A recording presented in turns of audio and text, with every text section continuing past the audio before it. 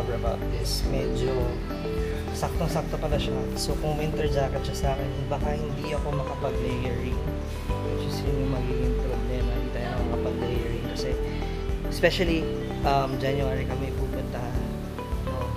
And it's going to be the coldest month in South Korea. Parang negative 4 to negative 8. Kaya ako nakita negative 16. Pero sabihin natin negative 8. Malamig yun. So, hindi makapag-layering ako. Sobrang skip na lang ako. Hindi ko siya masasara. Pero yung mga usual lang na kaya ko siya.